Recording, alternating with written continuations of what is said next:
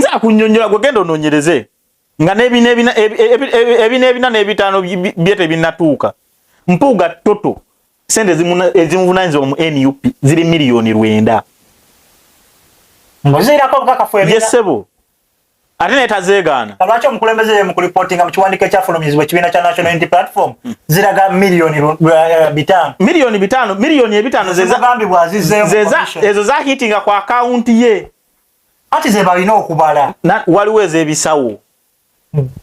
ezebisawo emabega wano omubaka omu bamubyeko miliyoni 10 nga azunga nazo mu nsawo okitege azunga nazo mu nsawo tetumanyi wazi yazijje bagenza okebera bank statement yakoma okujjako weeks 2 emagajjako miliyoni 1 wiki emu emabega kati bino 10 yakijjeewa akola asasulu afuna allowance buli lutuule we go so tugende kale tubaniza ku mukutu gwa Kaifa Kijudde broadcast ko tusinzira okubanga tukwasaganya ensonga ezenjawulo ne mu kaseera kano tuba tuyingiddewo nga tutudde wansi tuteredde ntende ogezaako kubanga tusajjula ensonga wamu n'ozikwasaganya n'ozitematema okuzikutera oyinza okubanga ozitegerera bulungi nnyo ddala mu kaseera kano mba ntudde bampita Kaifa straight out of the exhibit Uganda tugiwawulire the alien skin of Dubai the Bobby Wine of UAE the Juggernaut, the powerhouse, the King Kong Superman. Yes, I'm a Superman. Bombardier, Americana, Uganda, Africana, nobody say nobody gambayo. Nenga nzemba ndi wamanya gongo jaga gumira kuwetna kuzino. Andi bagamba namanya betumi agakola ki? Agatiisa. Nayenga tubagamba mwena abawangalire yo gye muli, tinebye mwako bye mukola byonna nga mwakala kulumya abantu tebajja kulumwa. Akongaisa aho abachali bange mwenda mbatubiddeko ebyo muwangalira tumirako ku boss wange CEO Lily Beauty Parlor Liliani mu ggwanga lya UAE mu Dubai nkwagala nnyo webale kubanga otuteekemu omusimbi ogutokomoka yaman ale ntudde n'omusajja w'amaanyi ate nga mukiise mu kibiina kya National Unity Platform emabegako waliwo twalaba alyachazako n'omusajja owa NUP n'owa NRM naye engozo bano mwazira bezali wakati awo so nemukasera kano mbazi guse n'omu ku basajja abamanya aba NUP lwaki muleso wa NUP ennaku zino ebiri mu NUP ebitagenda bulungi byebingi nnyo ddala ate nga bagamba ekibiina kiri on deceleration oba kigezaako kubanga kikka beeyuzaayoza olwa civil war within the party so tugenda kuba tubimanya olunaku olwaleero nga tulina omusajja omu ava mu kibiina ekyo agezeeko tunnyonnyola mbeera ki lwaki ekibiina ekyo atandika nga is the one of the most powerful opposition party nenga batwogerera essaawa zino it's one of the demoralized oba ekibiina ekigezaako kubanga kisiiwuse empisa mu mbeera ngezo ate nga bagezaako kuba ababaka bo bennyininyini beeyuzaayuza wamu n'obutagezaako kubanga bakwatagana bulungi nnyo ne mukama waabwe si bonna of course naye nga abamu nga bwetambulaawo mukama wange Assalamu alaikum warahmatullahi wabarakatuh. Assalamu alaikum. Abatuuliza ku Kaifa Kijudde. Yaman the broadcast. Njagala kusooka kutereeza. Ebigambo by'okozeseza ngo yanjula programu eno. Si bigambo biwomu ate si bigambo bituufu. Oba olimbyemu. Bw'okera n'ogamba nti ekibiina kya National Unity Platform ennaku zino kikakkanye. Obanga tuyisizzaamu amaaso. Kigenda kikka wansi. Nedda mukama. Reason being bw'olaba bw'otuleetako n'otunulira one of the delegates bwe waligambye nti bano basenior opposition leaders be mulina mu kibiina ne bakyasinza okubanga bawanda omuliro bw'otunulirako ebigambo ebiva mu Muwanga Kivumbi bwe walibadde ng'ogamba it's one of the senior party member ate nga omusajja awangadde mu byobufuzi ate nga omusajja munnamateeka otunuliramu embeera n'ogirawo mulaba nti wingeyo mugezaako kubanga muluzinga musajja Mathias Mpuuga ekyo nakyo kirina ekifaananyi nina kye njagala okukutereezaamu NUP ng'etandikibwa teyatandikayo nga NUP NUP kyali kisinde kye bayita ekya people power era people power tukkiriza ye father ye mother wa NUP sisuubira nti abantu bonyonyoddeko Mathias Mpuuga baani baaliko mu kisinde kya people power tebaalimu tebamu kubatandika pate ya NUP bajja buzibu nja kugamba oyagala nkubwe Bwino ekibiina kya NUP nga kijjibwa ku mwami eyali president wakyo tali nyandira bidde bamuyita batwala mu kooti bamuwangulirayo yes ekibiina ekyo omukulembeze Robert Kyagulanyi yali kimazeemu emyezi 6 nga si president wakyo. Ali serious? Yes sir. Nga member kubanga nga bekisinde tebakimanyi oba nga mwali mukimanyi nga bekisinde tebwali akimanyi nga member wa kibiina ekyo nga wona akeera ku macha ng'oyiyiza okwagala okujja okwesimbawo obukulembeze bw'eggwanga nojja nogaana ye engeri UPC eno gye yaggwamu kansuke ngende embeere member waayo kubanga sicha toyina bwonyinyonnyola oba toyina bwokonvinsinga muntu nti Robert Kyagulanyi Ssentamu yakeera ku machango olunaku lw'enkya n'abagamba abantu bali mu nguza ekibiina ne bakimuguza. Political party teringa mugaati nti ogenda ku dduuka ogugule. Osabe kiddawa ne bakuwe. Osooka kubeera member waliwo process. Osooka beera member ne weesimba nawo. Okitegera? Yesimbawo ko mwenye UP. Yesebo. Era akalunde kamuweebwa. Okitegera? Badelegate b'ekibiina ekyo mu biseera ebyo ebibiina binene bwe bijja bikula bibeera ne badeegesa ab'enjawulo. Okitegera? So badelegate b'ekiseera ekyo baamulonda nga member waabwe yali abaddewo emyezi 6. Ogwaliko akasannyalaze. So bano bali pireto kota. Okitegera? Bagenda okujja kuba yagalagaana abakulu bano naddala abakulu abaliva mu DP block. Baali bakimanyi Kyagulanyi mu kujja okwesimbawo kugenda mu FDC oba ajje mu DP block. Okitegera? Kati gwatire nabo ngama nti abantu mu FDC mu kusoka basoka ne bamu makka. Naye kuba president baali bamuyiso mu wakadi. Okitegera? Mu FDC. Ye. Okitegera? N'aba DP block baali baagala abeyungeko. Okitegera? Kati nabo ngama nti omuntu eyali amaze okukola ekibiina kye ate mbu yakikola ne gundi. Oba onfuna? Okay. Basobola tulaga membership yaabwe emabega nga NUP tenaba nga president waayo si ye Kyagulanyi. Bamala kutongoza kibiina ne bayita ba member. Kati toyina bongamba nti ekibiina kimaze okutongoza. Ekibiina kyali kitali tugamba ekibiina okujja mu existence. Kyali yo fine. Nenga tekimanyikiddwa. Then okujja mu maaso g'abantu ne kitongozebwa ekyama tongozebwa ne bayita abaagala okweyungako. Olwo olunaku lwe kyatongozebwa ne babalega nabo. Babawakaliza. Babalaga nga ekibiina weekiri si bwe kiri. Ekibiina kyali weekiri. Bwenkuyira sokoli nina kijagala okubuuza. Bwenkuyira nagamba kefashi. Njagala ojje tuzimbe ennyumba nojja nga ndi ku musingi. Oba otandise okuzimba ennyumba. Oba omu kubagizima naye si kubagitandika. Nkusanze ku musingi manyi kyo bagwali komyawo. Alo amanyi ga yagenda deko musingi ne nyumba nesi. Tuwere basajja baganda. Muterere. Oba omu kubagizimba nesi kubagitandika. Kituufu. Kati yakatukiriziganye abakulu abo baba mu kubabade bazimbye NUP nesi be bagikola ki? Si be bagitandika. Okay. So, bokera kumacha novaayo n'ogamba abakulu abo. Nti bonga beeyita naddala nze nja kugwendera nnyo ku bakulu abo naddala abava mu DP block. Abakulu abo abana. Bali mukaga bana. Maini abavuddeyo okuleeta obwenyi bwayo bali abantu aba bana. Dr. Bedi Bwanika, Mathias Mpuuga, Muhanga ne Medad Segona. Kati nze mugamba nze omuntu wakera kumacha nakola sirime n'agamba NUP eri mu kuyulika. NUP terina bakuyulika. NUP kino kyeko essaawa zino FDC singa kye yakola emyaka 10 emabega singa Museveni yavaako dda. Kibi nnyo nze nyakuwaako ekyokuyigiriza ekyokulabirako kimu. Edda mba Greek waliyo obwakabaka bwa Greece mu Greek waliyo obwakabaka bw'aba Greek. Obwakabaka obwali bw'amaanyi. Obwakabaka babulumbanga obuwamba engeri yejjukire edda okufunanga amataka mwawambanga buwambi. Ow'amaanyi yakola ki yatwala. Balumba obwakabaka buno emirundi egisuuba mu 10 ng'obwakabaka buno tebugwa. Omusajja omu kyava atula wansi n'agamba ebiseera ebisinga okulwa epipa oyimanya epipa? Epipa bwekulema okumenyera kungulu funa kyogiyiwamu munda eyabike gijjuza amazzi eyabike. Okitegeera? So baafuna omu mu bwakabaka ne bamugamba olaba kabaka wa mwoyo mubi. Ffe bwe tutwala gwagenda ofuuka katikkiro. Okitegeera? Naye nga teweerabira nti omuntu agamba kiringa okulyamu famire y'olukwe nagamba njagala twala ttaka lyammwe ery'ekika naye nze bwe munguze bw'operereza ekika kyammwe ne kiyinguza ngenda kuwa ssente. Ne kiri kika kyo kyolyamu olukwe. Kati n'omusajja alya mu kabaka w'olukwe obwakabaka bwatandika oyuliko omusajja ono yagendanga n'amatiza kanso n'agamba kabaka byakola tebikola ki tebiriyo ne batandika olwanagana bokka mu lubiri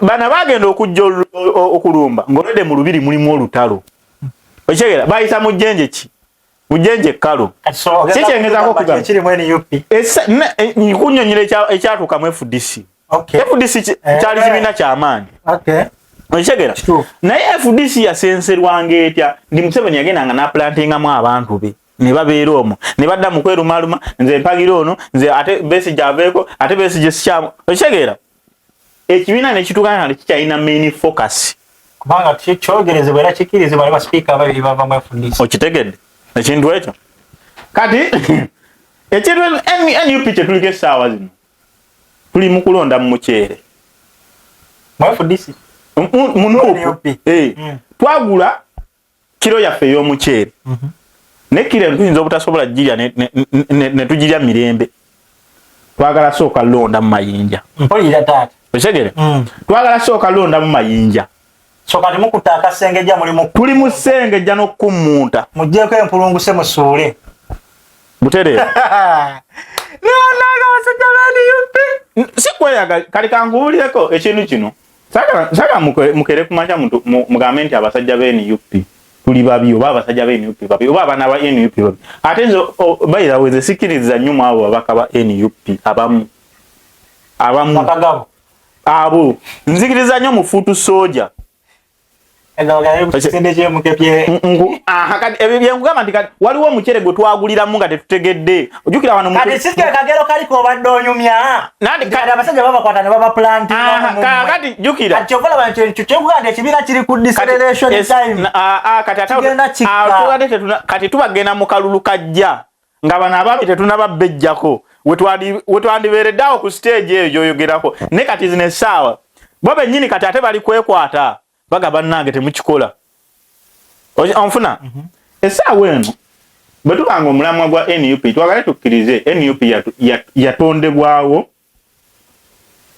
ku desire y'abantu ba wansi oba kuva ku maanyi g'abantu okitegeera bw'obanga Robert Kyagulanyi Ssentamu pulezidenti wange pulezidenti wa Uganda ow'ekkumi yakeera ku makya n'agamba alwanyisa bulyake obutali bwenkanya okozesa obubi office za abantu abamu okozesa obubi office zaabwe mazima ddala njagala ombuulire kampuni kiyo wali omanya kale tukitwale mu ngeri ya kampuni ekuwaggula tudite emyezi 6 kale mukutu gwa Kaifa Kijudde broadcast ko tusinzira kubanga tuwamanya ensonga ndino omukenkufu mu kusensula ensonga z'ebyobufuzi nga bamwise King 256 kabaka mukensula musajja we NUP toyina kyogenda mugamba kisobya ku NUP akikirize naye nga ffe towayo kubanga tunokolayo ebyo tulaba nti bye bisanidde okubanga byogerwako tuli proud by Lily Beauty Parlor gwe neetaga okubanga osibye enviiri bakolako makeup ate nga bakolako n'enjala in conjunction with Jordan Classic Nails bekwatera bakubire ku namba yaabwe eriawo wansi bajja kuba bakutereeza naawe wenna omukyala yeetaaga okubanga ofuna ku kizigo ekyerusa just omulungule mu skin yo naawe ofuuke blight naye wenna yeetaaga ekizigo nga kyakusigala mu kkala yo naye nga akasusuko kali soft and smooth naye wenna alina bunnako nga bwakulemerako bekwate kuba ku namba eyo omubulire buli kimu kyoba weetaaga ekyokubanga webyula ng'omukyala bajja kuba bakolako bulungi nnyo tukkiriza atengera ye #1 salon in DXB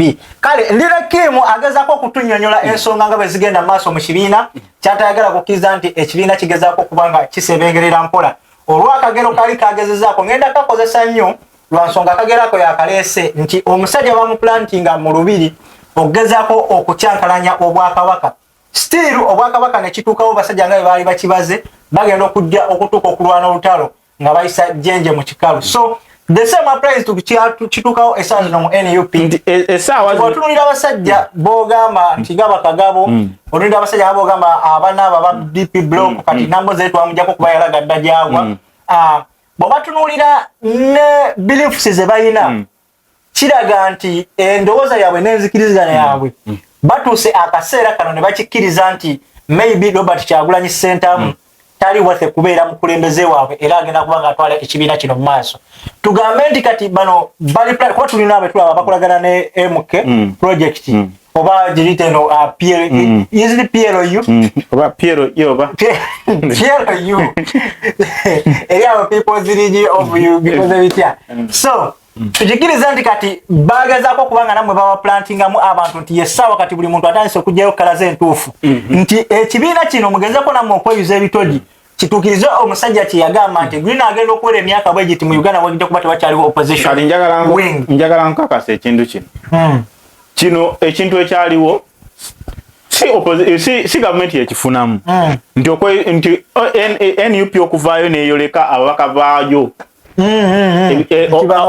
bakoze ensobi bwe bati tukiriza tugane nga bwe nagambye NUP yatandikibwawo ku desire y'abantu ba wansi kituufu okitegeera tetulina tugenda kumira bakulu abo mu ofiisi zaabwe nga bakola amanyanga ate ffe ge tulwanyisa bwenkera ku makya ne ŋŋamba nti nze defense weekyali nga bannange nkooyo obubbi nga mutabani wange waka mubbi kitegeeza mwenzi gyewammwe mbambalimba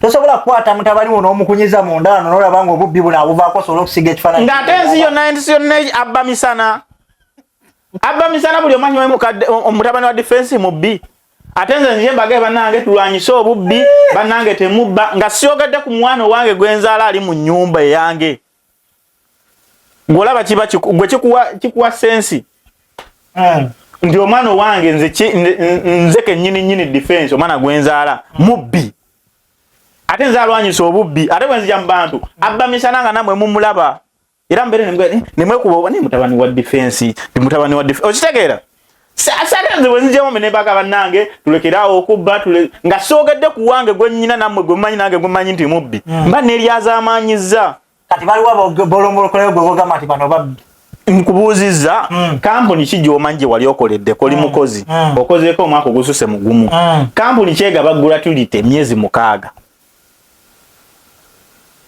kisinziira that is a probational period as per UAE labor nti bwe mba amazeeko emyezi egyo 6 nsobola okuweebwa akasiimo ne bwekabakaddira mu 10 ne bwekabakaddira mu 10 nga bakusiima ki olw'emyezi olw'ebbanga lyemaze njija omukulu mu fire simpuuga I think enkiiko z'okubanga bamuawadinga service award okuva mu commission emu ku kiiko olufuga parliament zatandika okutuula mwaka gwali gwa 2020 right lwe yalinya ku bwa lead of opposition mu kutandika okuyiya sirwe lunaku lwe bamuwa ssente it was strategized ng'agezaako okutuula kubanga twagala ekigaana lead of mwe mulina ekibiina essaawa zino ekyamaanyi mu ggwanga lyattu Uganda ekya NUP that means you are the government in waiting but tukwata mafaya simpuuga former leader of opposition ali mu position yemu mulolo yemu nowekitiibwa mama Nabbanja prime minister wachi Buterevu wa government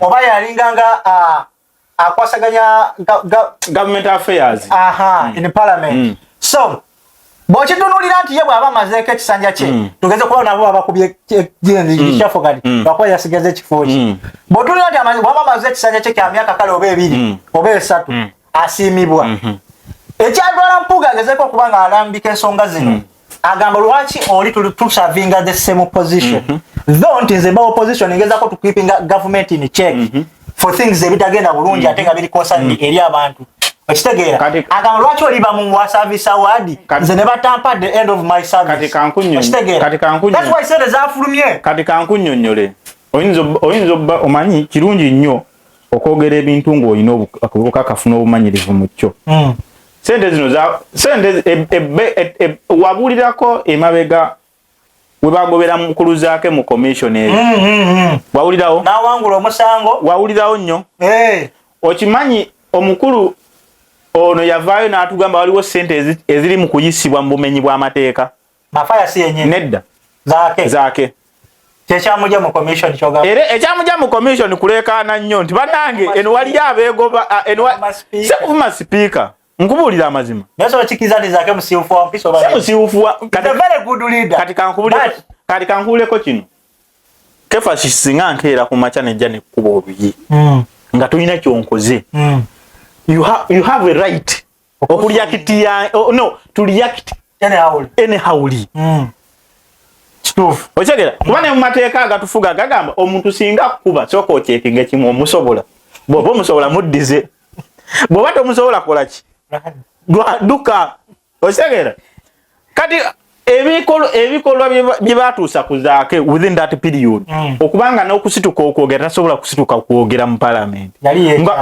kimu bibiri keep quiet zaake ne mutuuka ombaka parliament omulamba ne mumulisango omwana wa pitu omuntu anyiiga kefa kinawo onyiiga wali ovumyeko omuntu ng'onyiize ochegera sisuubira nti ku nsi waliwo omuntu atavumanga ku munne ochegera so munenga tochikola ndio okikoze mu kinyumo mu kunyiiga ochegera zake yavayo najja n'atugamba waliwo sente eziri mu kuyisibwa mu parliament nambike mu mateeka essaawa zino kyannaku nnyo nti mu budget yayongezebwamu recently mulimu 1.8 billion ezisente z'okulambula eddwaliro ly'Erubowa eddwaliro lyetugamba okulambula tetiriko yadde tipa y'omusenyu yatandika okukolebwa nza kugamba speaker yakavayo recent speaker yebaza leader of opposition Joel Senya namugamba nkwebaza olw'omulimu gwe wakola wadde waliwo ebyagaana ne batakukkiriza kulinnya ku site naye site kati yatandika okuba baakayiwako omusenyu oluvannyuma lwe bayongezaamu emyezi 7 egiyise emyezi 7 naye 1.5 billion zenkugamba there is a weekly check up manyi sente ze batwala weekly check up batwala milioni 45 milioni 45 per week okulambula nefo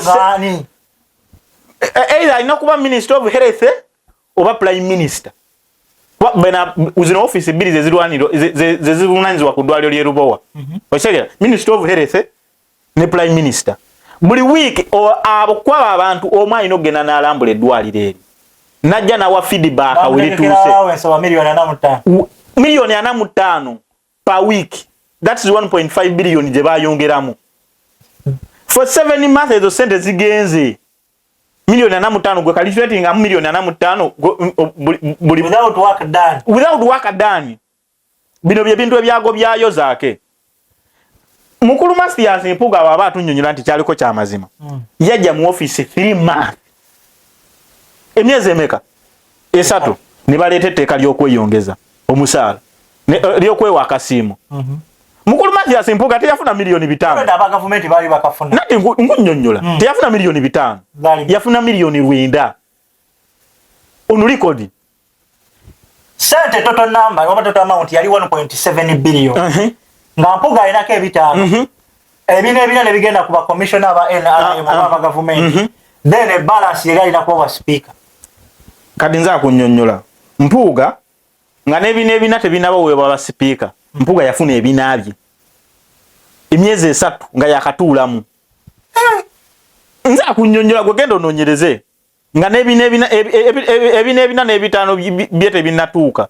Mpuga toto sente ezimuvunanyizibwa mu NUP ziri milioni 9 ngozirako bukakafu ebina yesebo ate netazeegaana lwaki omukulembeze mu kureportinga mu kiwandiiko ekyafulumizibwa ekibiina kya National Unity Platform ziraga milioni 5 milioni 5 zezagambibwa azizzeemu ezo za hitinga kwa akaunti ye ati ze balina okubala waliwo ezebisawo emabega wano omubaka omu bamubyeko milioni 10 nga azunga nazo mu nsawo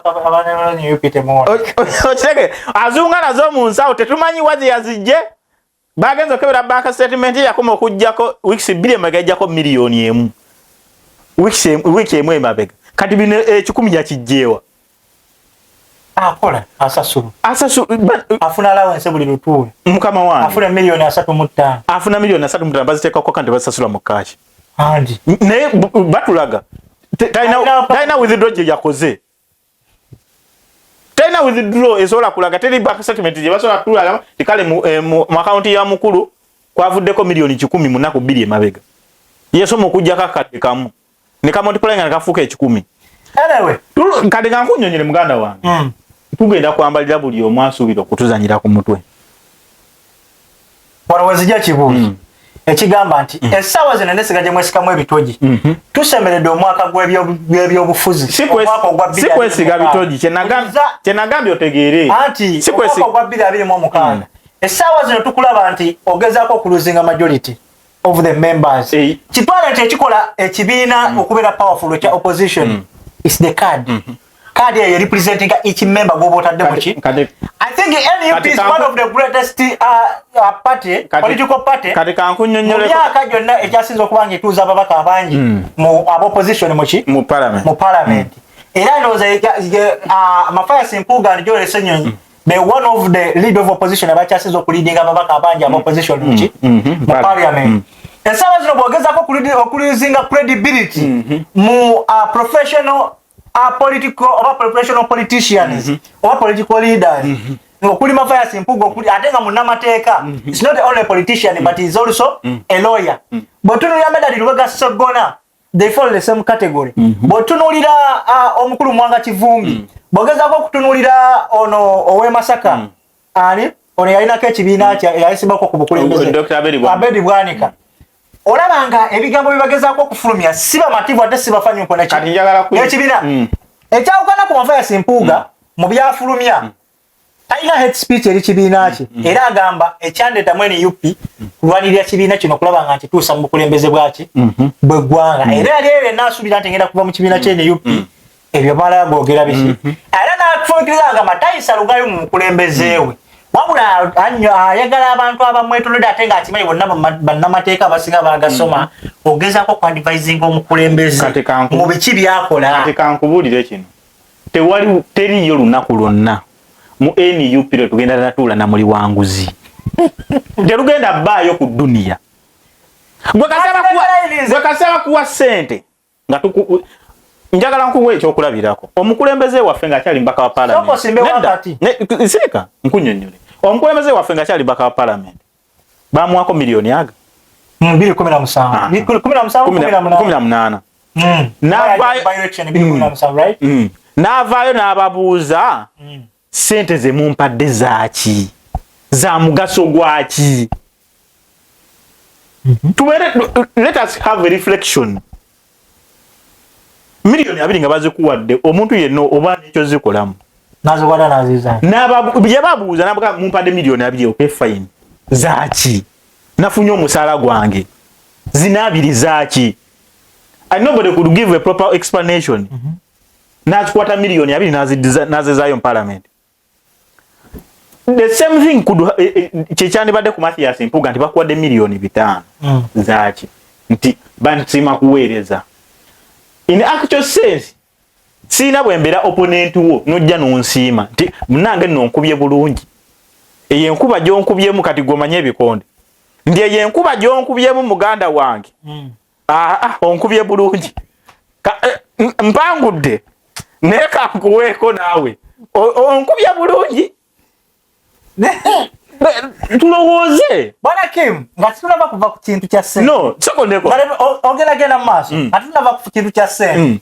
I think bw'okuza omwana from the beginning n'omulaga nti nekubo ly'okutta ekifu oba kyama omwana oyo akola ekintu ekyo akimanyi nti kiki kibi. Kino tetugambe nti mwakizimbira mu mabaka bammwe from the start n'abantu ababeetolodde byali bigambo bya mukulembeze w'ekibiina kya NUP omukulu Robert Kyagulanyi Ssentamu. Bwe baba wa ssente ezo muzigye muzikole ki bwe mba nimbye ngamba okola ki bwe baba wa ssente muzigye muzikole ki muzigye naye temwerabira kosiko mukola ki uliriza kati kankunyonyole nenda olaba kati nimbye sirimbye tolimbye kati kankukikunnyonnyole get concept like this bwe nzijja ne mpako information gyempa njagala kubuulira amazima bwe nkeera ku makyanga nyina olukiiko lw'abakansala speech gyenjogera ne bakansala si speech gyenjogera ewa kabaka no ndi maaso ga kabaka ewa beene onsuubira okwogera ebigambo byebimu byenjogera ne bakansala ati kabaka siwa byabufuzi nedda just am giving kale kitwale nti speech gyenjogera ne bakansala gyenjogera ne MP byanjawulo kitegeeza bwe nkeera ku makya nempaako kyempisaawo nga ndi ne bakansala si kyekimu bwe ntwala kansala si bwe ntwala MP muntu w'amaanyi. Kyogamba ye wanja atula ku lukiiko olukulu olw'eggwanga abawanjawulo. Aliwa. Abatula ku lukiiko olukulu olw'eggwanga aba MOP. They make omanyi abasajja balaba. they are decision makers. Bebabaga mateeka. Okigere? They are decision makers. Bebavaako n'embeera embi ebeera mu ggwanga. Abasajja ola parliament nga yakedde n'egamba twagala eddwaliro ly'erubo walizimbibwe emyezi 3. Kikolebwa. Ne bakera ne bagamba bannange embeera eggwanga mwiriri tusale emisolo. Kisobo. They are decision makers. Isani independent board atengesa. Okigera? Bwe tulowooza naye nga si bwe kiri. Kati etambulira mu nsawo ya muntu omu. Njagala oyina ekintu ky'oyogeddeko wali nti numbers zeeyongerako. Nze nakola art. Okigera? Mu art tulinayo ebintu bibiri. Omanyi okubumba? Omanyi okubajja? Ebyo bintu bibiri obiraba. One is a plus, one is a minus. Okategedde? Omuntu abajja atoolako okufuna perfect y'ekintu ky'ayagala. Ate omuntu abumba ayongerako okufuna kyetaaga. Osegera? Naye ebiseera ebisinga buli w'oyongerako kyangu nnyo okukola ensobi. Have you ever did pottery? Osegera kyembadde nkunyonera muganda wange nti omuntu abumba kyangu nnyo okukola ensobi. Reason being nti buli w'obanga oyongerako waliwo paati egenda okugejja. Osegera? Paati eno okugejja kitegeeza tolina bw'ogenda gamba nti kati ate koyongereko okole shape olina otuulako awagezze. Ekitali mu kiri kyakubajja nti omubazi nawakola ensobi agenda sigala atoolako at least yajja ku reducinga mu size. Osegera? Essaawa zino mu NUP we rather be with the small but when they are royal. Nate ne bano mubeetaaga by intelligent political leaders. Abasajja abayita aba intelligent abayita abebitiibwa. They are intelligent in their home. Babikoleredde naye. Babikoleredde. Singa if they were powerful than NUP or than the people's will. What we are perfecting in NUP, we are putting people's will in progress. Okay. Osegera? Bana abasajja bajja ne batugamba nti ebikolwa byabwe ffe betulaba ebibi. Nti bo balabanga bitunje era ne bakola kituufu. If they were true, tebandivudde mu bibiina byabwe. Bana abantu betwogerako batambudde mu bibiina. Nobati Mau yali amaze okuyingira NRM nga bamututte nga minister. Omu ku bana babiina yali alina ekibiina nga president. Ani? Omukulu Dr. Abedi Bwanika. Ne kyali kifugawa. Kati kyetugamba nti at least yandirese plus. Yandibadde awuliriza byetwogerako. No, olamanyi kibi nnyo okwefuula omugezi 24/7 sorry. Okay. Kibi nnyo okulowooza nti buli kiseera guli mugezi. Kibi nnyo kiriza owabulwe. Bano ab'ebitiibwa balaba. Ekibafuula ab'ebitiibwa n'okulowoolezanga bo. Bano ab'ebitiibwa munansonyiwa okwogera. Abantu abali mu Buganda abakulira mu Buganda. Bano abantu bagulumingibwa mu Emmengo. Okigera? Bayita mu association nga Nkobazambogo. Mu Nkobazambogo babawa chairman ndi bannange eyo chairman w'abavubuko Essonde. Ono chairman taddibwamu tabuuzibwa kubanga buno Buganda. Badia. Eno National Unity Platform si Nkobazambogo. Eno tubuuza tuddamu tukwesyoninga buli ekigenda maaso. Mukulu wa Bedi Bwanika kyagezaako kubanga agamba kubanga yavuddeyo n'ayogera n'agamba. NUP olwedde ekibiina nga kyo kirimu bambega okuva mu NRM oba okuva mu gavumenti. Ate nga namwe kennyini mukola ki? Mukimanyi. Wabula nabo mutunuulidde ku musako gwa musaka oba gwe munyaga okuva mu ki? Mu gavumenti. Naye mwe mutunuulira akatono bannamwe kabavubayo ate nga musinga okuvuba ekinene. Ekiriwa. Ekibiina kifuna ssente mmeka buli mwaka. Kati kankunnyonnyole kino. NUP bw'ebanga erina ssente zeefuna ziddukanya kibiina and it is in constitution. Yes, kiteekeddwa kiba kubanga ekibiina ya political party esinga amaanyi kati. Ekintu kyali simple nnyo ku miliyoni 5 ezitukanye essaawa zino. Zibaletedde n'azibanjuliranga ekibiina. No. Bayita tetwamusaba ssente. We didn't ask him for money. The question was, under what grounds are you receiving that money? It's a gratuity. Is it constitutional? It was. It was in a pipeline. My dear. Toyina bw'ogenda kuŋŋamba nti walabye emmotoka oyagala kugula mmotoka n'ogisasula nga tunnabagirabako bakuweereza bifaananyi my dear bino tetuli mu America tuli Uganda mpulira taata otegera teri ttaka lye bagulira mu bifaananyi kituufu teri ttaka lye bagulira mu bifaananyi so gwe tolina bongamba nti kyali mu pipeline and already you have passed the money is already at your account naye bwe yabeerera ku sijjo gya basa fama yagamba sati yali tannazifuna agenda bugenzi kweziri era n'atuuka n'ogamba gundi Muhammad Sereko oba kisoboka mperekera nako bank statement weziri sente kweziri ku account ye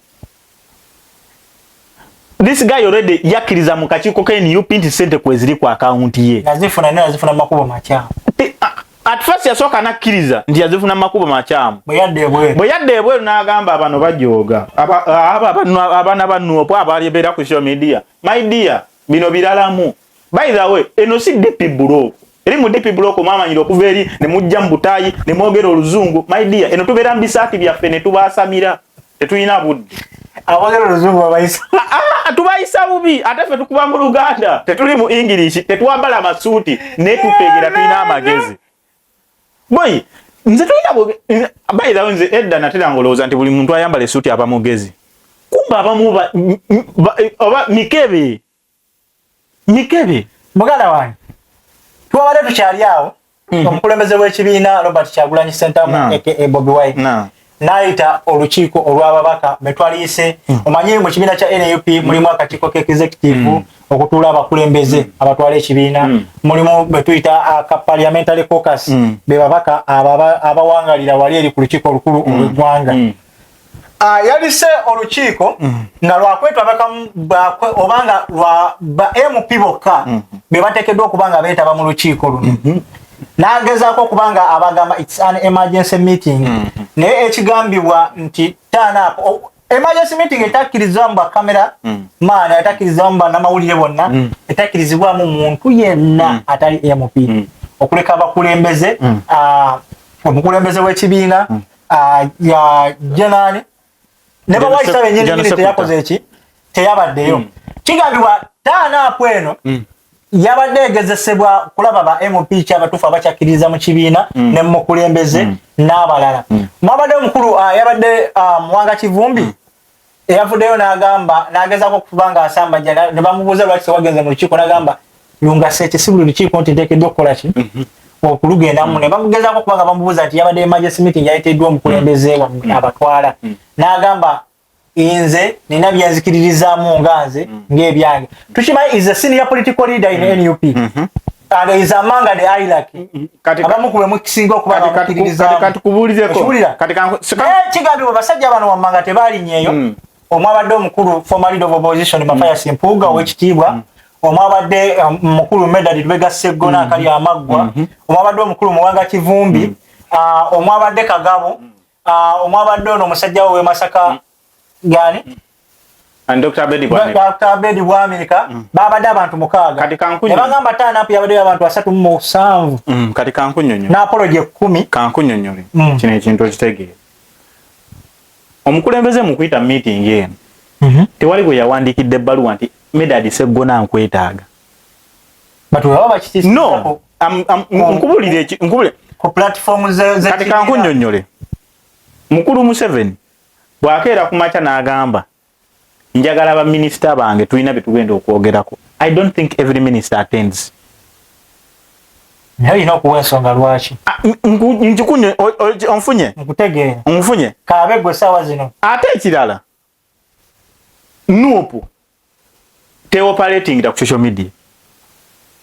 Wala beko meeting ya NUP eyaba delegates nga bali ku Facebook ngako bateseza oba Facebook live nga bali oko yaba delegates bache kiwandiko ekyali kiragira mafaya simpuga pasoka kirava ku social media echo chiwan that's a public notice.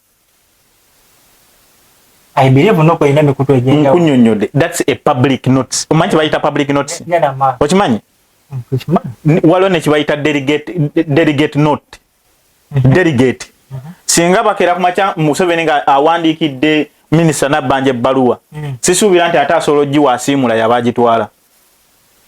Okay. Okitegede onfunye nkutege aha bana abakulu boyogeddeko tewali gwe bawandiika ne bamugamba gwe olina okujja bateekako naga tulinayo ka meeting kali emergency omuntu asobola okujja asobola okujja attend atasobola kujja gireke okay ab'ebitiibwa bano bye mukuliriza ab'ebitiibwa nze simanyi nawaki muyita babitiibwa basonga yasiimibwa kabaka oyo mwami wa kabaka mwami wa kabaka mu bwakabaka owekitiibwa mafasi wano watu kino kyetu omusajja muganda NUP kati kankubulireko NUP si kibiina kya Buganda era si nkoba za mbogo bannange kibiina kya ggwanga lyonna mulimu amanye essaawa zino vice president wakyo gundi ono erinnya lye limbuzaabuza actually Dr. Adrian manyiko lya Adrian omukyalo yava mu Northern Uganda ye mumyuka okitegeera era abadde omumyuka w'omukulembeze mu omwogezi w'ekibiina omanyi gy'ava Yoweri Ssenyonyi muganda amumyuka omanyi gy'ava Musoga omanyi Luusi Lwongoya gy'ava Mbalala kati sisuubira nti Luusi Lwongoya amanye ebyankoba za mbogo oli mutabani wa Museveni nanti sisuubira nti amanye ebyankoba za mbogo okitegeera naye engeri gyaludde mu Luganda abitegeera ayinza oba biinako idea sisuubira nti amanyi bwe babiddukanya okitegeera sisuubira nti vice president omukyalo oyo dokita amanye ebyankoba za mbogo so this is not nkoba za mbogo, this is not Buganda. We much respect Buganda and the kabaka kubanga tumwagala kabaka waffe naye ate abantu abavaayo temugenda kujja kuleeta biri bye mulina eri ebyammwe mubijje mbitobe kuwa mbuuze tebambuuza who are you mwami wa kabaka agende wa kabaka Mengo bwali tusange Mengo nga tumubuuza okola ki wano then he is free okutubuuza kyonna kyabayagala naye eno gyali biralamu mpulira obwami bwe bukola nnyo nga gye ngikomeza ng'ali Mengo naye bw'aba ali kamwokya ku NUP obanga ali Makerere Kavule bwe tukubuuza nti damu noti ba bino nze sibuuzibwa ndi mwami temuwoneka ebyobwami tebikola bano abasajja obalaba kankubulyeko ekintu kimu ngenda kuwaako ekyokulabirako kimu nze dde nnyo nali nyina programu gye mpuliriza baali bagiyita Kimeeza yali ku CBS okwo simanyi wagiwulirako kwaliko Kimeeza ne Mambo Bado yeyaddukanya omukulu nali nyanjira Mambo Bado eno wallahi yamungu nga ntya Katonda abantu abasinga okujjangako teesezaako nga bavuma gavumenti essaawa eno bakolera gavumenti omanyi lwaki bano abantu obalaba bajja omuntu asobola okujja ewuwo kiriba bwe kiti musobola okubeera baneiba babiri nga neiba omu ayagala kujja kubeera mukwano gwo naye ng'akimanyi tokolagana nagundi naga naye bw'alinajja n'abeera mukwano gw'oli ojja musika omufuula mukwano gw'omanye ebifa kw'oli okitegeera abantu abamu bajja mu NUP gavumenti ebayite ebabuuza ebifa mu NUP ninga intention zaabwe okujja mu NUP tebajja kulaakulanya NUP. Do you get my concept? Okitegeera ndi abamu okujja mu NUP it was their target okureachinga mukulu Museveni ndi essaawa zino kitwale board essaawa zino abaana abavuma Bwino ku social media bali ku payroll sente zijja ndi essaawa zino imagine ani yandiwadde full figure presidential advisor in which nation milioni 15 in which nation gwe gyomanyiyo emu eyandifudde Buchaman presidential advisor. So muleke twala NUP nga ng'olukiiko lw'okukyalo olunoonya omubbi w'enkoko ne bwana Kim. Naam. Ekibiina kino tukiraba nti kikyali kibiina ekyobufuzi ekyasinze obuto mu ggwanga lyattu Uganda ate nga kiddukanyiza ku mazima na bwenkanya. Nze ndaba buli mwana omuto yenna aba yeetaaga gayidiranya okuva eri abantu abakulu era abalina experience mu batya obulamu bw'ensi bwe butambuzibwa. I believe nti NUP since n'ababaka beeyina abasinga bato abaana bato mu byobufuzi n'emyaka mwetaaga abakulu bano okuli Mavayas Mpuuga ba Medali Sseggona ba mama Madam Teacher bantu bano bonna okubanga mukolera wamu ng'ekibiina ogezaako okulibaletinga Uganda mu ntebe ngawe kitera okwogerebwa nti entebe mu ntebe musobole okweziza obukulembeze bwaki bw'eggwanga Luganda mutuyingize ne Uganda empya mu mirembe naye ngenda kuwa concept bbiri olondekemu concept esooka bw'osanga omulalo akusinga obukulu ng'obuliddwa ekkubo osobola okumubuuza gy'olaga akusinga obukulu naye mulalu ate obuliddwa gy'olaga you take your audition nagamba kankwate eno oba ogamba omulalu bambi nyamba ondagire kuba onsinga emyaka nkubuuzizza tongamba alinze okuba ayinza sikaagalamu njagala nti nze mbuuza mulalu nedda tobuuza mulalu otwala willing decision yo nga gwe omuntu ogamba naye kyetuliko ekyo kyanjawulo usooka ompulirize obuuza omulalu mukubo gy'olaga n'obutamubuuza you have two decisions naye you forget one thing nti mulire kubo you don't expect obusitako wabula ogamba kangende ngezeko bwe natuukayo nga likoma nja kudda ate ngezeeko ki eddala unlike politics kati kankubulire you engage a front line kati expect a hit back kati kankubulire let me tell you this nani za kwa the concept ndekanji nnyo ati nange njagala njikuyisizemu ndekagacho yagala ndekanji kunnyonnyole give me time ku explaining ile ababaka bano abeeyita abeebitiibwa tukiwaye nti ye mulalu omukadde reason being n'ebintu bye bakola they cannot come and explain why they are doing them tusobola kujja kufronda ino otunyonyola nti bannange zo miliyoni 5 zikyali bweki naye esente ngenda zizzaayo kuba yagala gana this is bribe, this is a total bribe. Ensonga yo ababaka ababba amabaati tena we yawukanira n'ensonga ya Mpuuga yabakutte ku nkono yakutte bani ababba amabaati lishafu yabalesebwa lishafu ne abalese ne begazanye ebbanga lyonna nga baati gabbiddwa ffe tetwagala ebyo bisimanya tulinde kaggweko tubajjeyo perspective endala gyenkuwa eri bwete kefashi singa otuuka okwagala okwogereza omukazi mu kyasa kye2,000 olina jjajjaawo alina emyaka 85 atudde waka ogenda n'omwebuuzaako ebigambo byogenda ogamba omukazi eyazaalibwa mu kyasa kye2,000 nsobola otya nga seekinga guideline nkubuuziza omwebuuzaako otya jjajja nina omukola gwenjagala azaliwa wa mwami gundi ku kyalo bwekiti famire yabwe eno bweti ne bweti naye munnange mbadde nebuuza bwe mba ngende waabwe nyinza tandika ntya okugezaako ekyo si kyenkugambye ekyo tuli ku kirala tugamba okwogereza omuwala nga ye ndi mukwanye ntya jjajjaawo gw'oli kwebuuzaako means of communication gye yakumayo okubeera nayo ya bbaluwa era agenda kugamba muwandiikira ebbaluwa tayimanyi nti ne Facebook gyeri ne Twitter talina kyagimanyiko omanyi ki nti oba mu kuwandiika ebbaluwa eno erina ate kyegenda okuba ng'egattako kwoli bakukyayi kubanga alaba takirabangako omulembe guno omanyi nti kuonfrontinga kimu omuwala omubulumbi omugambe munyonyodde byoyagala okitegeera she expect that kati bw'alaba nga akozesezza ebbaluwa ajja kumanya this guy is a gentleman ayinza n'okubuuza emyaka gy'olina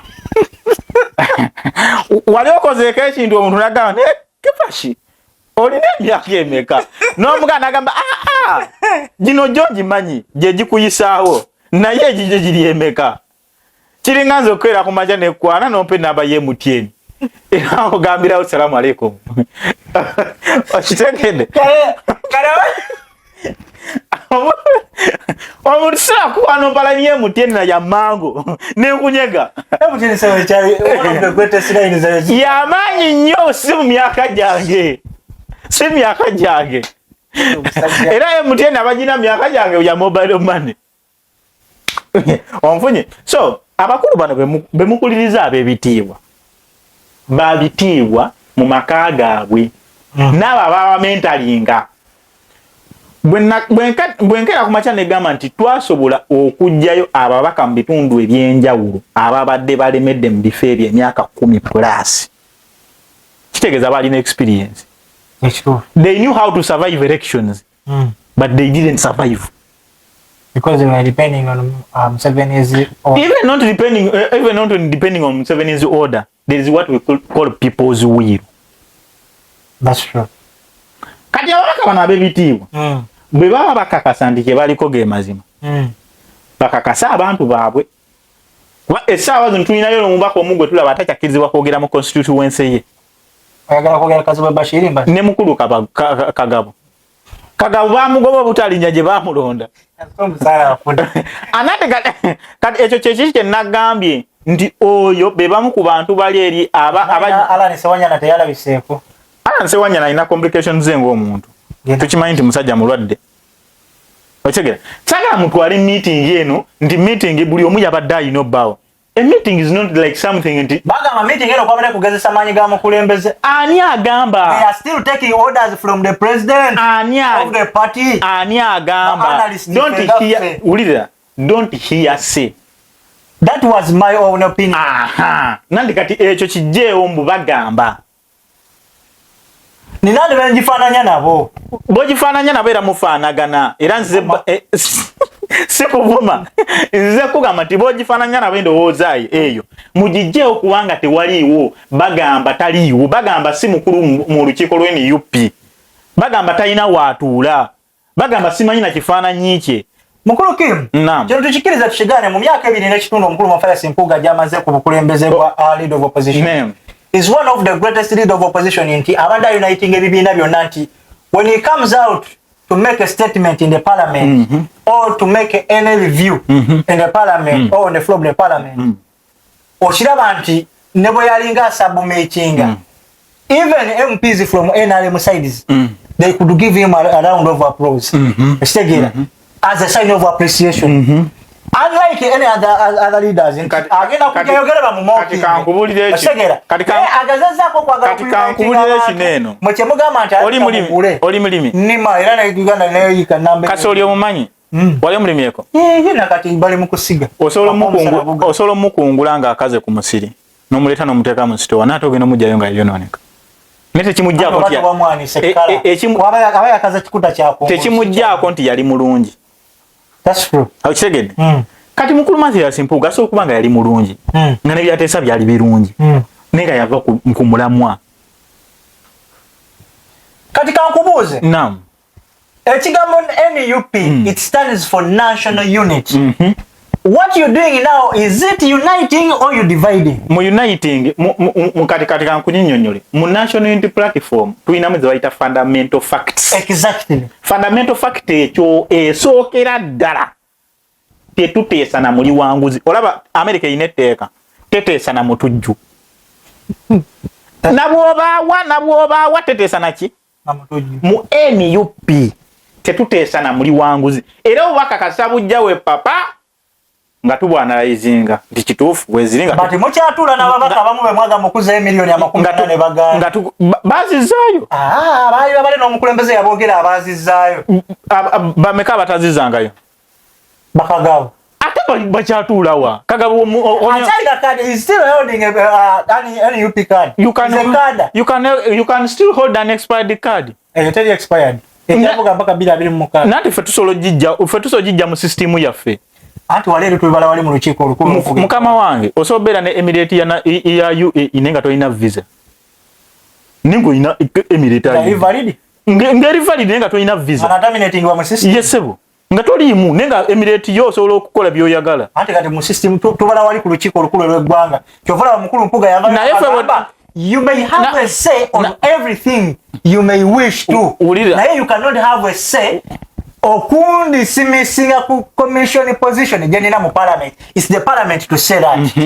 Kadi olaba bine bintu sibya mpaka. That's true. Okitegera sibya amaanyi okitegera mukulu Mafia Simpuga tewali yamugamba nti vaako bamusaba alekulire mu kitiibwa aveyo yetondera Uganda mu kitiibwa ate baddemu bamwaniriza uliriza mu kitiibwa. Do you get my concept? Buli muntu asobya bosobya understand your mistake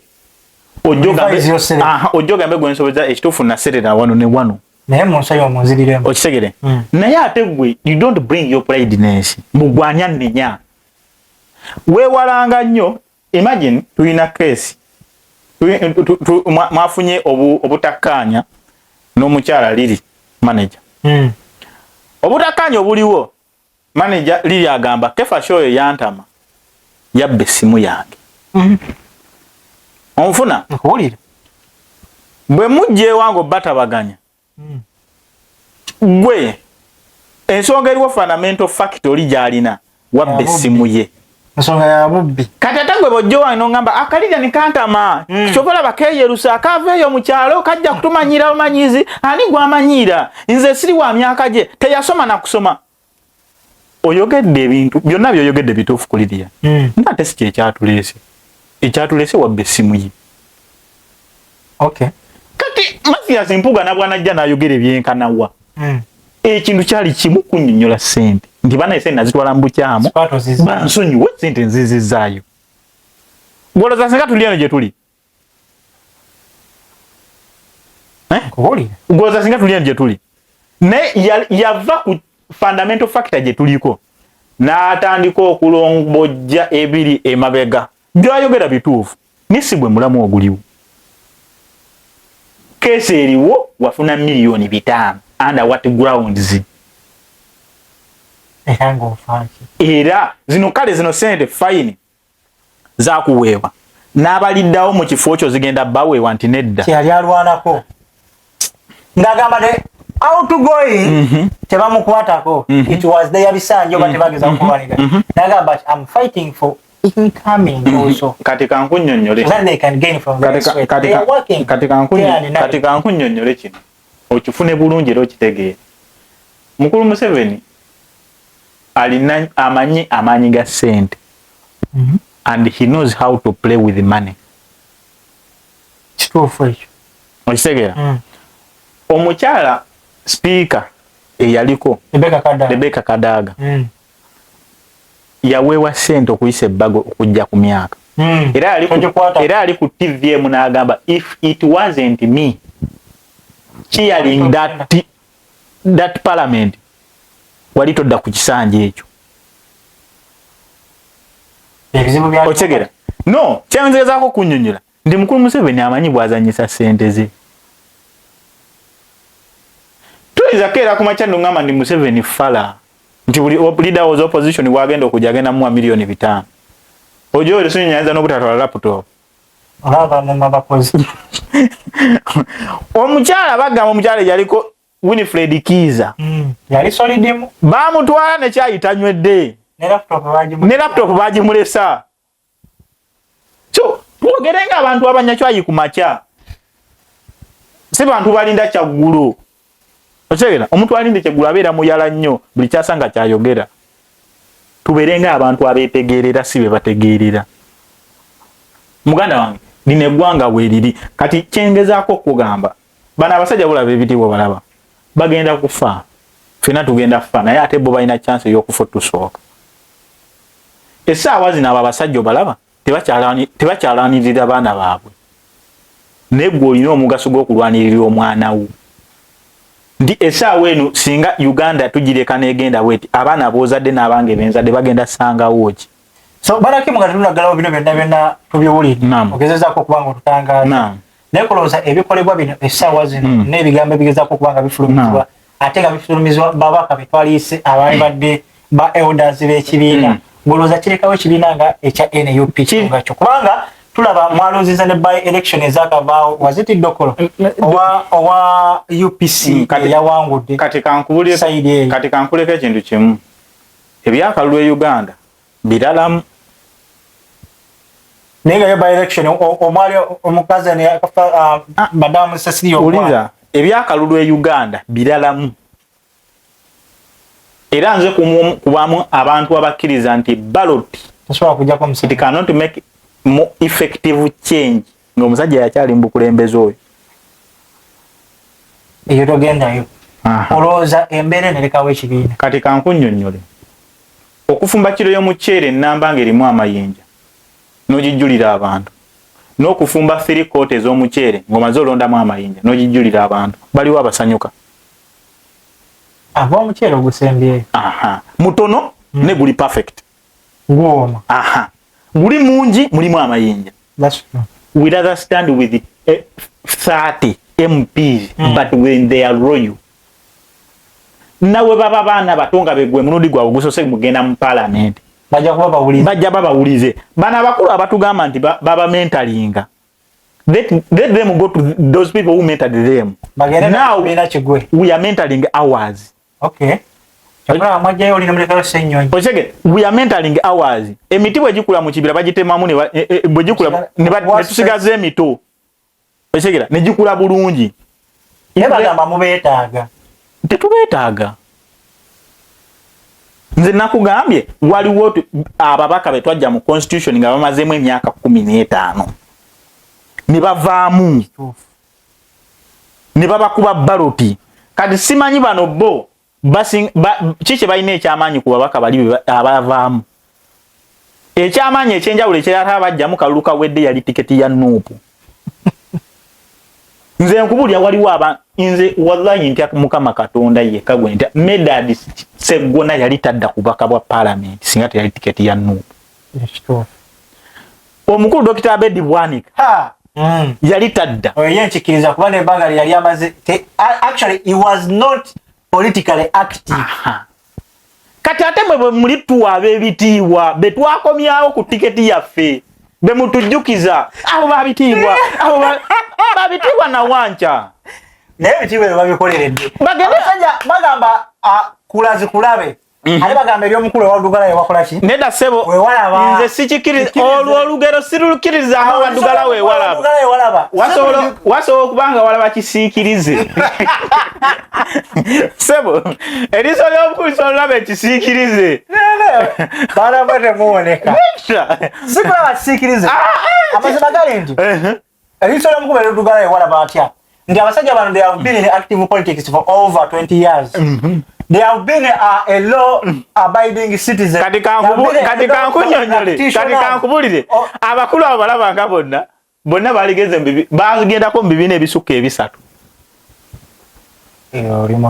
Bonna ate gye bava baleka babisudde. Bagamba mutandise n'okwenyigana mu kafubo n'omukulu Elias Lukwago tumanyi ki mumwagaza kimwagala mujja ku FDC eyegundi. Kati kankunnyonnyole kino ekigambo kyange mu National Unity Platform tukolagana n'abo bagala okukolagana naffe mu mateeka mu bwerufu emisana n'ekiro. Togenda kujja ogambe emisana ekiro ogambe B. Never. Oba ogobeddwa. Tugenda kuweerawo.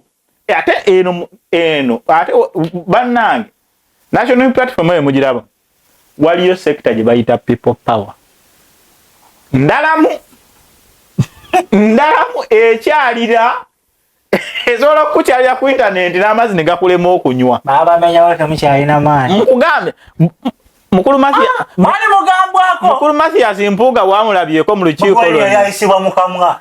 Mukulu byetukisazo ku social media n'ewunya n'okwewuuna. Okugeza. Oyo Bobby yali ayisibwa mukamwa. Ate bw'oyinza oyinza okwogera eti ekisiri ku people power gwe n'osigala waggulu. Genda. Nga kebe national media yonna gwe gyomanyi media eyakabindi gitwale nti oba TV oba radio station ng'oyinza okunyega ekyekizibu ng'essaawa zino kati as you're seeing emitwe gyolaba NBS gyekuba I don't know oba gundi ezo video wazirabeko zitambula nnyo ku TikTok kati kankunnyonnyoleko abaana abalomboddeyo emitwe ng'amazima gali nti bwekitaba kinaawe osobola okwennyamiramu mukama ababaka bajemedde omukulembeze bwabwe wa National Unity Platform kankunnyonnyole simply because bagamba actually n'aba NUP abavuddeyo ne banokulayo emitwe egyo ne bagamba nti TV enegezaako ba media enegezaako kubanga erwana ekibiina kya National Unity Platform. Kati kankubuulire kyetamanyi ekituufu oba kiki kati kankunnyonnyole nkubuuliragana amazima.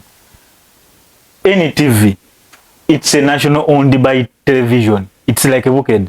Tuli ku NBS nawe nagamba NTV NBS NBS omanyi mukulu omanyi nyiniyo Kalisa oli managing director Natasha webale kunnyonnyola sibikakasaba mbiwulira nange mumbu biri ku record kana akatambe kasalwemu nze mbiwulira mumbu kati kankubulireko anyway nja kugamba ekintu kya media okiraba media buli omu atunda kyabayagadde nze dda nina emitwe gye nawuliranga neesika ne ngamba kiki waliwo omutwe gwe basoma nti omukulembeze akutta omwana ne bagusala kati they are creating that panic in you okumanya kyekizeeko so bagazaako okuattracting your attention ogezaako okusearchinga to dig in deep omanye iyidala kituufu kyekyageza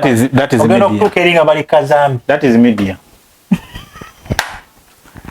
kati ebyo abasoma math communication ku university ffe tusobola obitegeera era tetubiwa na budde because we know ekintu kino tukibaddemu tetwakigwira bugwizi nenga njagala okutegeeza buli ali eyo nga gwomanyi oli wakitiibwa oli musukulumu obusukulumu obukwata obugalire mu makaago oba ne gye babukuwera mu national unity platform tubuuza omuntu atabuuzibwa Kyagulanyi Robert Kyagulanyi Ssentamu oyo tabuuzibwa tugenda tutandika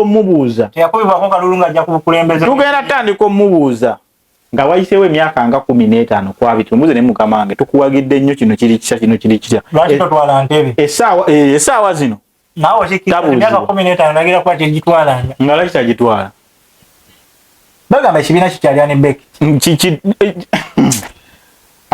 okubanga bafuga eggwanga Uganda national nkandika abakulu abali mu bukulembeze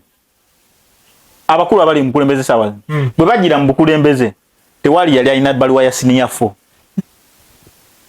abamu bali tebalina nangatto kati tuli wano tukola ki tulwana kati naffe bali ba combat giri mirembe nakali body ya still have that mentality togenda mujjako with just a mere say nati abo bagenda ogendera nga bakyalina endowooza eyo awo wenyini wenyini tubaagala but you expect to remove Museveni into power nga you just saying a word when it becoming turns into a oli musajja musira naam Firawuno omumanyi ye malayika emu kuzo Firawuno omumanyi ye Farao yali wamanyi ng'agira bugiza ati yatuuka n'ogamba agaba obulamu n'abugjawo yali mutuufu kubanga wademba ogamba oyo gumusinze mumugyeewo oyo gumusinze mumuleke abeewo mu busiraamu ekyo tekiriiyo nze musajja musiraamu tagaba bulamu tagaba ki bulamu Allah yagaba obulamu Musa yamugambako olunaku lugenda kukyanga toli mukulembeze namugamba kati Musa gwe bibyo ngamba amajeego galiwa kaka Musa todayika bintu byakusaaga toyina maje tongamba bugambi nakamwa kati bye tugamba omukulu Museveni n'abantu be wallahi ya Mungu olunaku lugenda kukya nga Museveni ne Muhoozi ne family yaabwe yonna teri mukulembeze bwa Uganda nga n'okutuukirira osi ku poliisi kimwetagisa emyezi eki on what ground njagala ku ebyokulabirako omukulu the late Milton Obote alina family ye wakoma dijjiwuliza negoloza tebaliyo ekibiina kye kikyagenda mu maaso kyawangudde ne by election oluza tebaliyo no oluza tebaliyo goza tebegomba kubeerako mu State House entebe bali kyagadde ne tebakyalina mukisa nti n'omuteekamu kati ka kamera yogerako eri eggwanga yaliko omutabani w'omukulembeze tekikyasoboka olaba eno duniya etwemalizaamu bwereere ate gwe wenna alowooza mbu kyoli tekisoboka kyuka boyi we nze okuba bwe mba nsoma nti Firawuna yava ku bukulembeze omuntu eyali yeeyita ne Katonda Museveni kaseera buseera blaza just tusabe nnyo aveeko nga tukyali balamu nze nandyagadde okulako Museveni ng'ayita eyo ku kkubo anyway tukyali ku mukutu gwa Kaifa the broadcast kutugezaako kubanga tugayagayiza ensonga nkyali ne Team King 256 ate nga nga bwatera okukyogera nti ye Sserulungi we Dubai tugezaako kubanga tukwasaganya ensonga this time round twayitidde mu politics kubanga musajja wa NUP ate nga agezaako kubanga akunnyonnyola ensonga lwaki yagamba ekibiina kye tekinaba kutuuka ku ssalya lyebagamba nti it's decelerating oba kigezaako okubanga kikka wansi mpola mpola olw'ababaka abamu betwalise abatuula ku delegates conference okubanga bagezaako okubanga bogerera ebigambo ebitali bikuumufu eri ekibiina wamu n'ababaka abamu wamu n'okubanga bagezaako okuyisa olugalu mu mukulembeze Robert Kyagulanyi Ssentamu ow'ekibiina kya National Unity Platform. Nyeyongera okujjukiza tuli powered by Lily Beauty Parlor. Gwe neetaaga okubanga ofuna ekizige ekyokwerusa, weetaaga okubanga ofuna ekizigo ekikuleka mu kala yo naye nga olina soft skin ng'ate skin yo eri smooth. Gwe wenna wagezaako okubanga weerusa naye n'osigaza bunnako. Gwe wenna weetaaga kirinza, weetaaga kimenye kindeke kikasa kiba nga kitereza olususu ne skin, mwekwate ate nga gamba akusiba buli kika ky'enviiri ky'omanyi kye wali yagadde okubanga oteeka mutwe ng'omukyala. Kubanga obulungi bw'omukazi kwefa akoleka kuyana na nviiri nga kusanyuka na nviiri. Lily Beauty Parlor ate nga kuchenjala they are in conjunction with Jordan Kiraski Nails CEO. Bakubire namba ya wansi buli kimu kyetaaga bajja kuba bakolako bulungi nnyo ddala. Tusemberedde enkomekero ya show ya olunaku lwayo naye nga njagala Kim atuulireyo ekigambo kimu bibiri era nga twagala atunnyonnyole ensonga lwaki oba naddala kituufu era nga kigambibwa nti ababaka abamu abatazze mu lukiiko luno ng'ate tetwayise nti ababaka abataatendize without an apology n'ababaka abatendize with the apology. What is the way forward egenza okubanga ebakolwako? N'ekyokubiri kyetwagala tunnyonnyodera kituufu mu Mathias Mpuuga bamukutta ku nkoona takyali member wa NUP nga ekiwandiiko ekyali kimuweerebwa ekyayogerwa kubanga I think bamuwasalesale okubanga avaayo abaako nekyayogera kyetutamanya kubanga yalemererwa okubaako byavaayo okubanga ataanya eri public. So njagala otunnyonnyole mu ddakiika emu bbiri awo. Ekibuuzo ekisoose omukulu Mathias Mpuuga akyali member wa NUP oba takyali? Okusinziira ku kiwandiiko ekyafulumizibwa Vice President Dr. Adria Rodrigo ya kiraga nti yagobwa ku tiketi ya NUP. So mu bufunze takyali member wa NUP. Exactly. Okusinga according to the hierarchy bwetambula executive committee takyali member. Ekibuuzo ekirala mbuuziza bamemba abatagezeza kukubatenga without apology. This is under the committee. You cannot take decisions nga committee weeri. Nze situla ku committee ya NUP siri mu hierarchy. They know what to do. Era sisuubira nti okugoba oba okujjako omukulu Mathias Mpuuga ticket basooka kuneebuuzaako. So they have a committee bato ne bagamba abantu abatazze kiki kigenda okukolebwa oba ekigenda okuddako. Era we trust that committee kuba tujjesiga twaje obwesigwa bwaffe ate nga abantu bakulu balowooza n'okufumiitiriza. Ate sisuubira nti waliwo omuntu atazze nga talina nsonga eri y'amakulu era atalina nsonga y'amakulu ng'addamu ebyekisiru ajja kukolebwako ng'amateeka ye bwe galagira. Okitegeera? Nyongera obbakubiriza n'obbajjukiza nti NUP si nkoba za mbogo. Nkiddamu NUP si nkoba zaaki za mbogo. NUP eyinza obba erina kabiri ezisukka mu abiri ezigiwagira. Kati gwe ate bodda ku kabiri emu n'ogamba nze ni wa kabiri eyo. Who are you? Gwe brother eno birala nno nnyo si biralalabo bino birala nnyo. Omanyi ekisinga okunnuma ababaka abamu bajja baavula nga baagala kaadi abamu baagigula n'ogigula. Okitegeera? Mwagimaka miliyoni n'anyiiga. Eyo kaadi yakyayisa abantu. Eyo kaadi yevirako fulufigo okutabuka. Obadde ki? Uma n'emupite walaba ku posta. Tewazaba mu kibuga Kampala. Mu parliament egeyo. Tomanyira president advisor. Buuza. Mu parliament ne wa muze the parliament. Yali yakutesa mu lulimi. Buuza. Nze nkolera abantu. Madamu Nakangu. Yali agenda kutesa mu lulimi. Pure?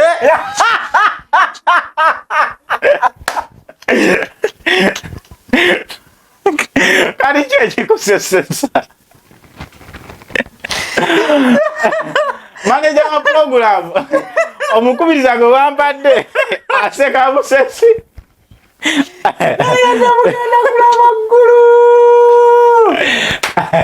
Ola presidential advisor. Ne mukola atya? Nze mbuzi za kibuuzo yagenda kutesa mu lulimi. Ne kugamba nti pule. Tereza kamera homa. Okyaliko? Manager koli? Gala jetu kwa. Siku za kwa mkono mkumazi.